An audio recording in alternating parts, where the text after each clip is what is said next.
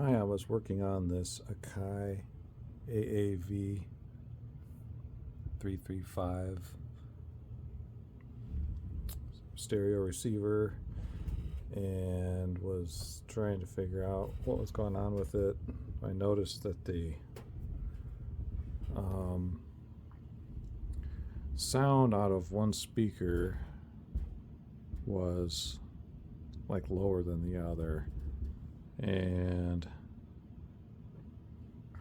I'm trying to figure out where that issue is coming from, and I have a theory that it could be something to do with this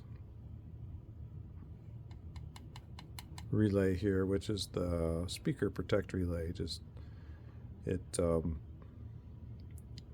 basically shuts off the connection to the speakers if there's any kind of issues like DC or something of that nature on the line, so that the speakers don't get damaged and that you don't hear the popping noises from the main power supply turning on and off and that sort of thing. So, but these are a common failure point where sometimes you'll get louder, volume out of like one speaker than the other, and sometimes it'll correct itself after you turn the volume up louder, and it will kind of snap back in, and they'll both be the same volume. But in this case, I'm going to show you what I'm seeing on the oscilloscope and kind of get an idea of what it's doing. So basically, when I tap this, you'll see the signal levels change from the left and the right channels kind of intermittently. So anyway, I've got this unit turned on, and I have this signal generator at a kilohertz input into the CD input here. So then I've got these dummy loads hooked up to this oscilloscope, and then we'll be able to see the levels coming out the speaker outputs through that visually instead of doing it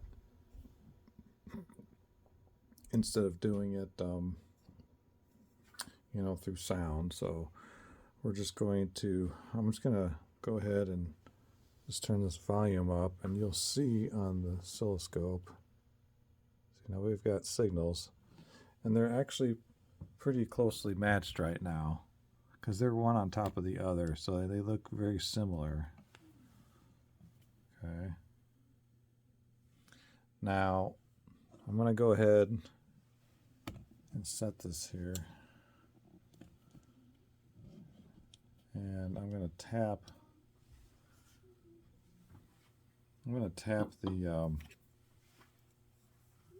the top of the relay, and we're going to see if it changes anything. See how it jumped small? Nope. Now you see, one of them's much higher than the other. So the two channels are not matched. And see, as I turn the volume up and down, it stays that way. But it has to do with something around that inside, likely, or maybe bad solder joints to that circuit protect relay for the speakers. So if I see how I hit it, it changes. Now it's back. See, now it's about the same volume. So what I'm going to do is I'm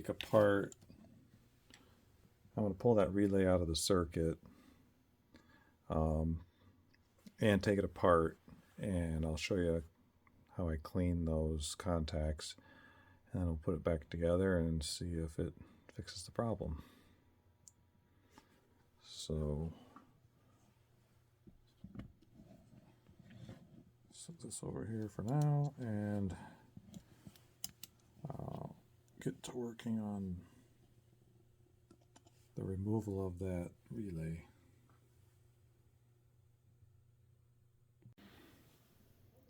Okay, so we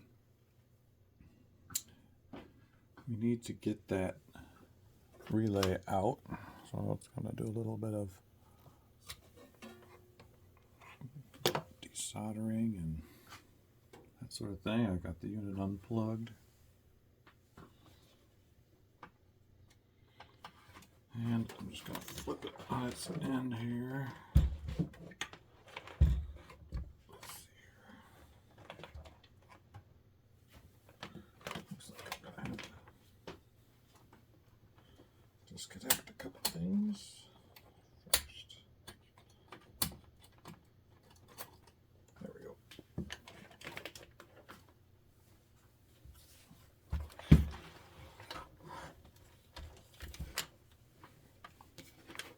I have to reshuffle these wires around afterwards.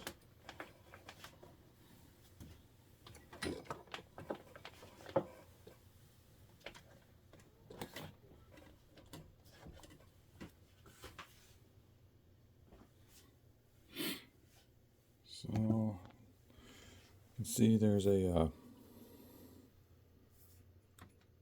panel here for service, so we can remove that. Get that off and locate the solder joints.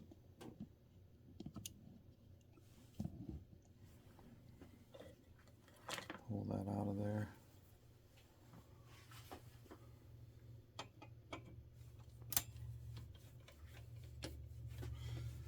Feel free to fast forward. I know this isn't the most exciting thing to watch.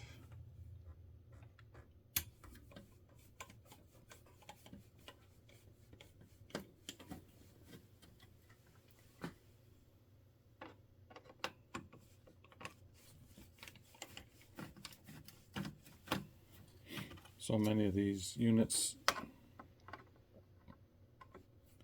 slightly newer ones, don't have these kind of service panels on them, which then necessitates you having to take apart the whole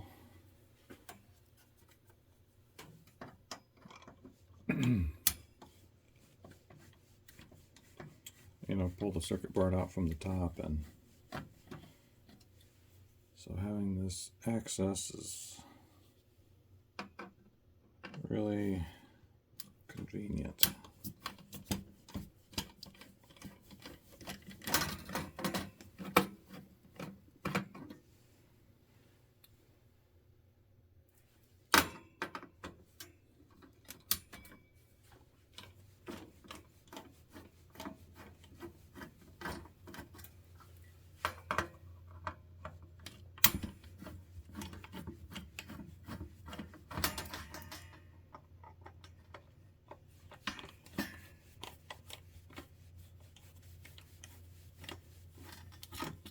Okay.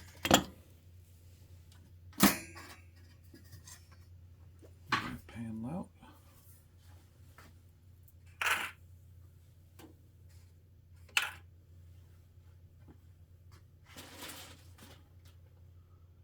Set it aside. So now I need to locate where that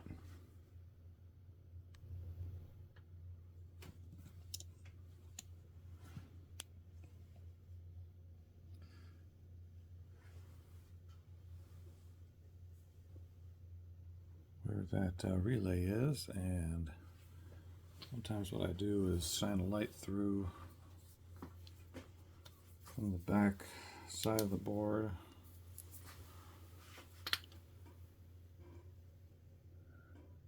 And I believe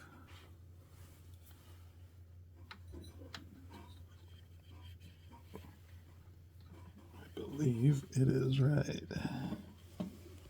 here. Interesting. There's some, I don't know, there's some dark spots in there from where some soldering was done. I'm going to have to take a closer look at that. See if any of those might be causing this issue. Maybe it's a bad solder joint. Might be able to show it here. And that might just be flux too, I don't know.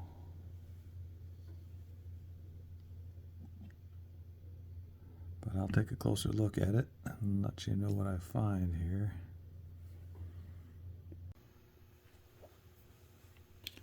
Okay, so all that brown stuff is basically some glue that they use to hold the things in place, I think is all it was. So I cleaned some of that off and gonna move this wire out of the way here.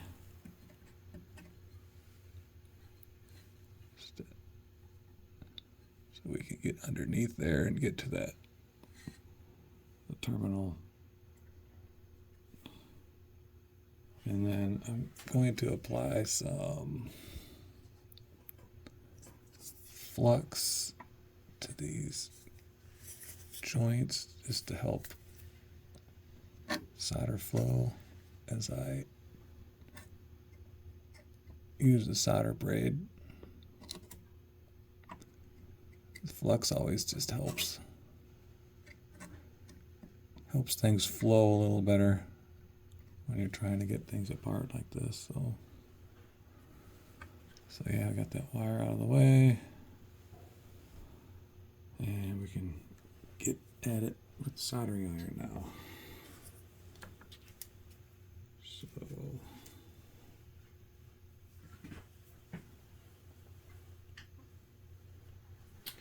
all right, put some solder braid here.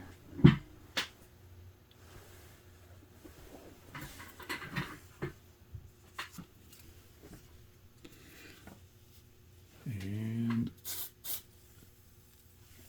get those joints cleaned off here.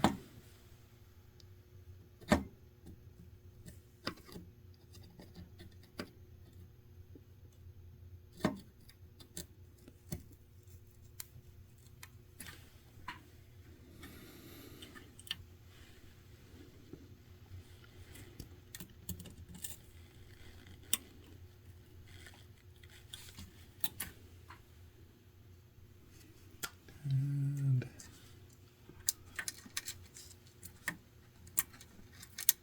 I always wanted to get a solder sucker, but just one of the electric ones, but the solder braid actually works pretty good.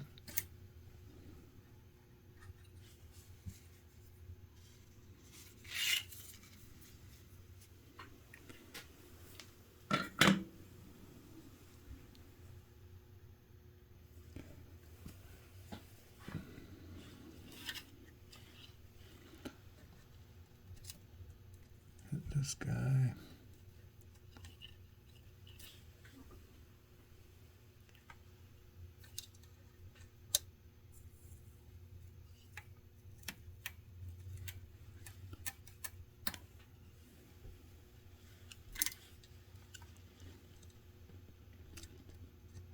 And then this last one here.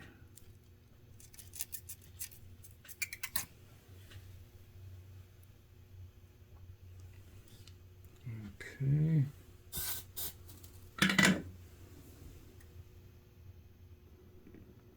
Now I've got most of the solder off. I'm just going to try and loosen the joints, but wiggling from the opposite side here.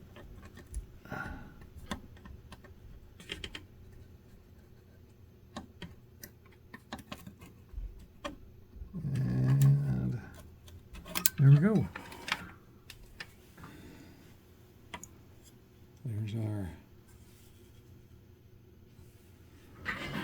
There's our relay. Now we can work on getting this thing apart, and I can show you how to clean it.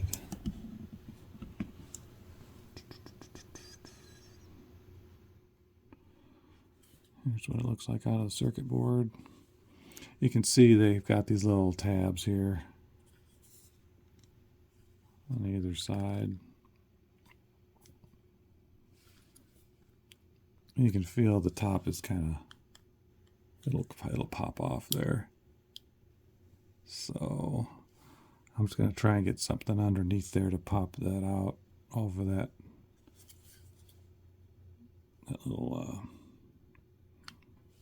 pin there. So hold on just a moment. All right, so I've got a razor blade here, and usually you can get down in there and kind of pry that open a little bit.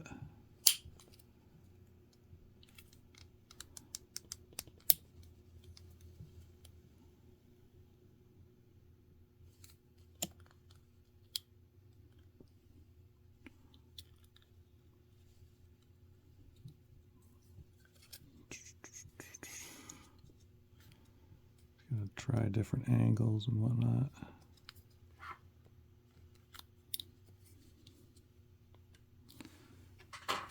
Let's see here how I can.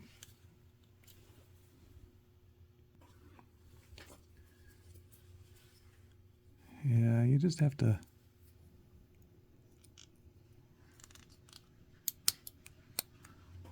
work your way in between the plastic here and get down in there a little bit.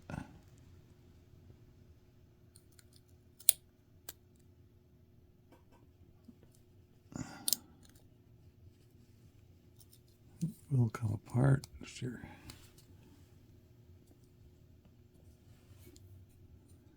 If you can get down in there and just pull that plastic out a little bit.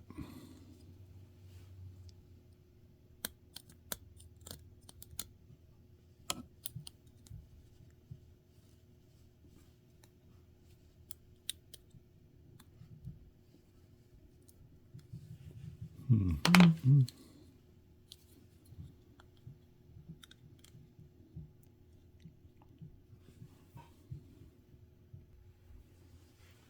All right, I was able to get the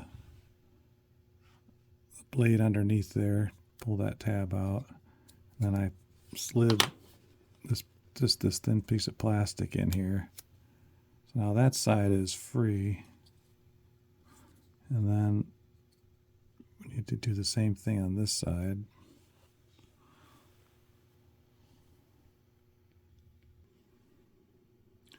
All right, so I was able to get that plastic wedged in there and this razor blade here up, and then everything will come right apart.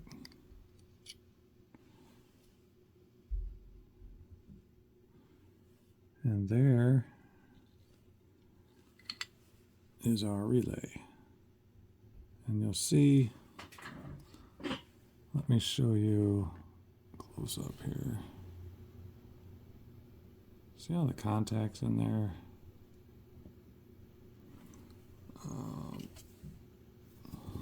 So the contacts, these are the contacts right here. This one,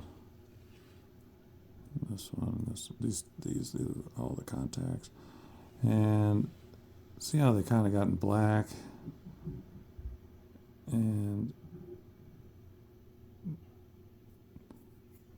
over time they get some carbon buildup on them, and they basically need to be cleaned. But how this works is, when this coil is energized, it pulls down on this, creates magnetism and pulls down on it, and then those contacts come in to touch each other, and that's where your speaker signal comes through, or these contacts right here, your left and right. So we're going to clean those off and get them polished up a little bit so that when they work, yeah, see how they're kind of dark? I know it's hard to focus on that, but yeah, so we're just going to get some contact cleaner and get that cleaned up, get it back together, and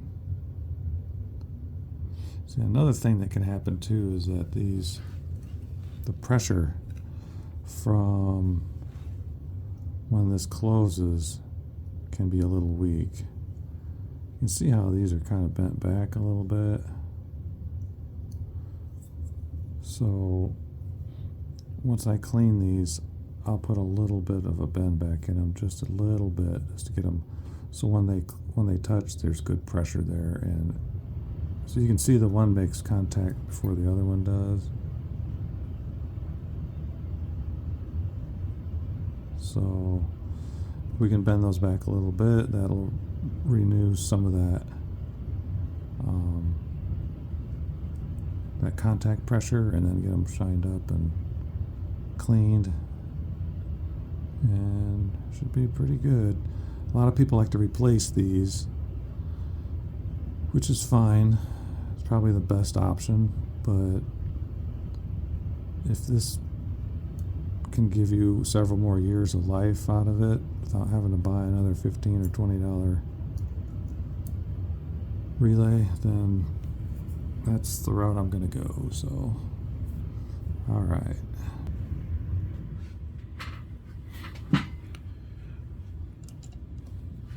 One thing I like to do with these is, so I haven't cleaned them yet, but I've put it on an ohm meter, and I'll just show you what it's getting on this. So if I hold it, 2.3 ohms, okay.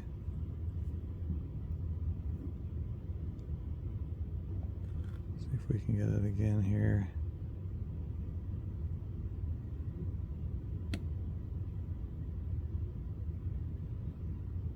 See, it's kind of inconsistent when I close those contacts. 1.6, okay. Now when I move it to the other terminals here,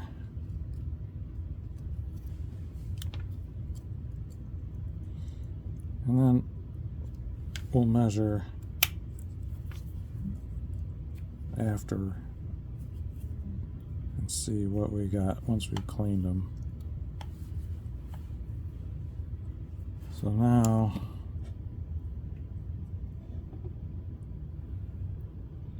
see, look at this. This is like 100 k ohms, 100,000 ohms. It's just all over the place. And that's with me pushing, as you know, with as much pressure as I can to close those contacts. So once I get done reworking this, we'll see what the results are, and go from there. This is one method to clean these. This is just an old eraser that I've cut into a wedge, and I found that these do a pretty good job of cleaning contacts like this. You just put them in there and move it back and forth, and you'll see they do come pretty clean.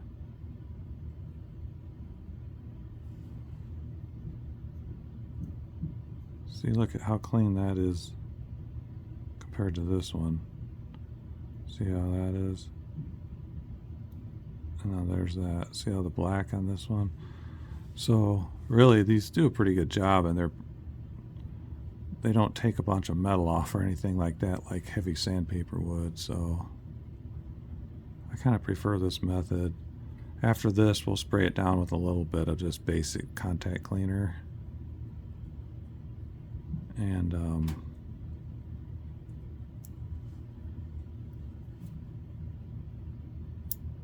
see how clean that is now. So really, these do a good job. Sorry about all the focus problems, but that's just how these are. So yeah, just spend some time polishing.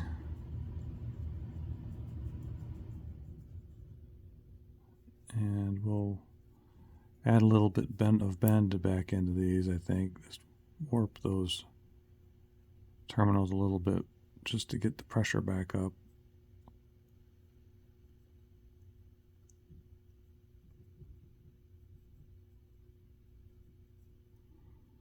And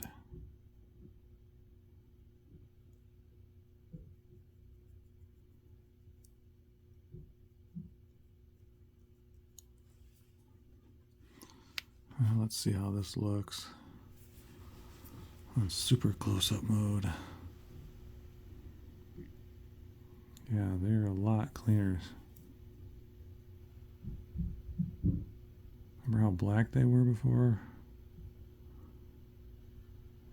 Just a little bit of that action with the eraser, and that will help our contact performance. So I'm going to just spray this off with some basic contact cleaner real quick, and then I may bend these a little bit so that they get a little bit more pressure when they touch. And then we'll get it back together.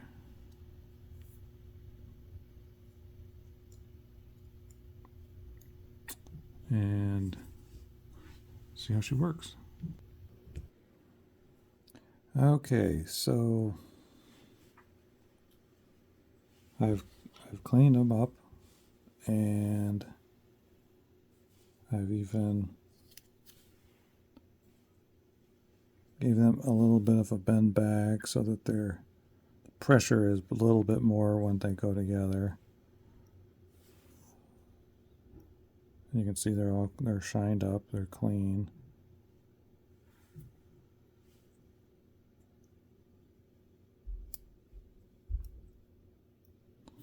And now, when I hook up the ohm meter, I'm getting much better results. So that's 0.3 ohms, 0.2 ohms, and before it was like kilo ohms. I think I got it down one time to like 2.5 ohms before, but it really should be way less than an ohm. And this one, if I can get it on the terminal here good.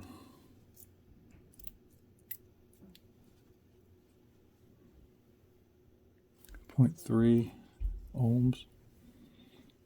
Sorry. 0.3 ohms, 0.2 ohms. So now our contacts are making much better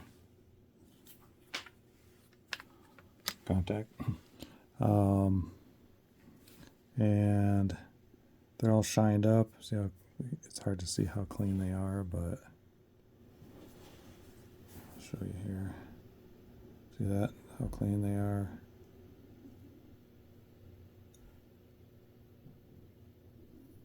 There's no more black on the surface of them. So I know it's hard to get this focused, but there's a good shot. They're clean and shiny, so we're gonna just put this back together and get it back in the unit and test it in there and see if our readings look more stable on the oscilloscope. So, all right, let's get this thing back together. Let's see, was it this one? Let's go that way. And just snap back together. You do mar up the surface a little bit, getting the blade in there to get this apart, but it's okay. It snaps back together just fine. Now we'll get this soldered back in. I decided to spare you the agony of watching me resolder that that relay back in, but it is soldered back in. Looks good. So now I'm going to power this thing back up and we will retest and see how it looks. Okay, so we've got everything hooked back up. Again, I've got this at 1 kilohertz to the input, and then we've got the speaker outputs going over to some dummy loads, and then I've got it going to my oscilloscope here. So I'm going to just turn up, maybe I'm just going to turn up the volume here and you'll see. Okay, so there's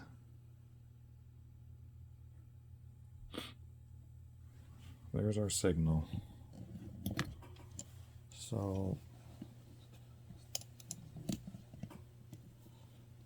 I'm going to go in and I'm going to tap on the relay like I had done before.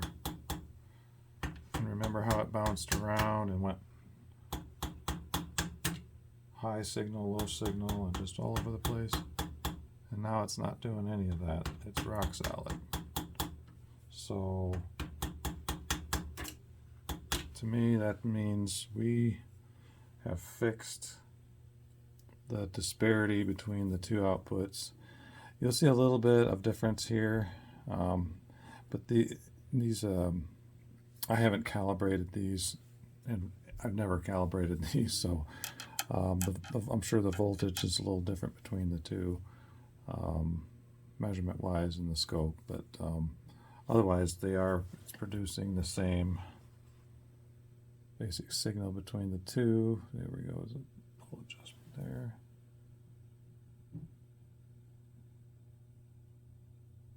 Sometimes you get slightly different levels in the left and right channels. And that's just kind of inherent. I don't think you'll get perfect tracking between the two on an older receiver like this. So, but these are definitely solid. That relay was dirty, had high ohm readings across the contacts, and before and after we've cleaned it and tweaked it, now the contacts are working great, and they're ready for action. No problem. Thank you for viewing. That's all I had for this one. Appreciate it.